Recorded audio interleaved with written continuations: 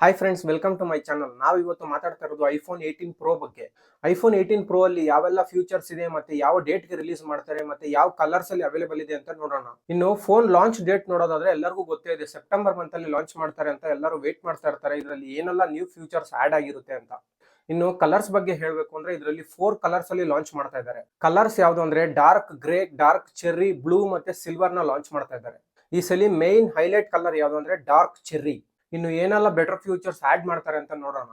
Dynamic Iceland ನ ಚಿಕ್ಕದಾಗಿ ಮಾಡ್ತಾ ಇದ್ದಾರೆ, ಇದು ಐಫೋನ್ ಅವರೇ ಕನ್ಫರ್ಮ್ ಮಾಡಿದ್ದಾರೆ.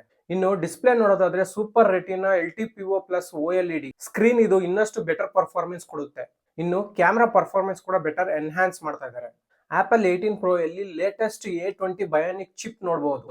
ಈಗ ನಮಗ್ ಸಿಕ್ಕಿರೋ ಅಪ್ಡೇಟ್ ನ ಪ್ರಕಾರ 20nm ಟೆಕ್ನಾಲಜಿ, ಪವರ್ಫುಲ್ ಬ್ಯಾಟರಿ ಬೂಸ್ಟ್ ಪರ್ಫಾರ್ಮೆನ್ಸ್ ನ ಪ್ರೊವೈಡ್ ಮಾಡ್ತಾ ಇದ್ದಾರೆ.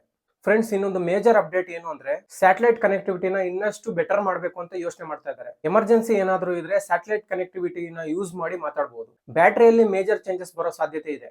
ಫ್ರೆಂಡ್ಸ್, ವಿಡಿಯೋ ಇಷ್ಟ ಆದ್ರೆ ಲೈಕ್ ಮಾಡಿ, ಶೇರ್ ಮಾಡಿ, ಸಬ್ಸ್ಕ್ರೈಬ್ ಮಾಡಿ. Thank you.